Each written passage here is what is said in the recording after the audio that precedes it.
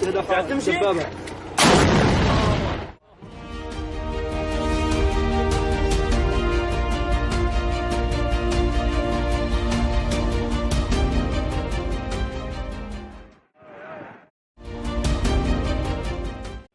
rapid Taliban takeover of Afghanistan and the American troop withdrawal, China's government-backed Global Times newspaper is suggesting Taiwan could suffer the same fate as Afghanistan.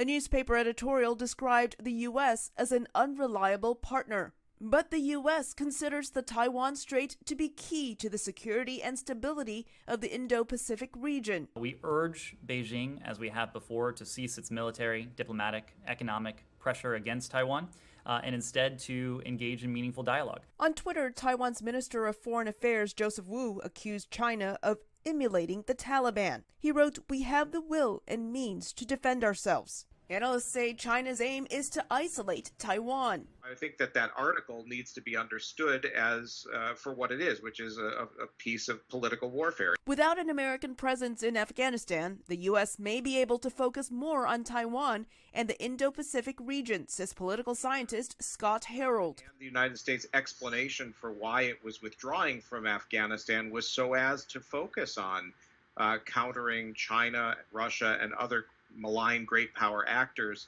and not continuing to try to sustain a government that, unfortunately, we saw was not able to survive much beyond the period when the United States withdrew its very active support. Analysts say the U.S. is not the only country that has an interest in security in the region. China's control of Taiwan would have serious implications for U.S. allies in the region, says analyst Michael Shoebridge. Being in the possession of the Chinese would be a huge power projection platform for them, way beyond those tiny little bases they built in the South China Sea.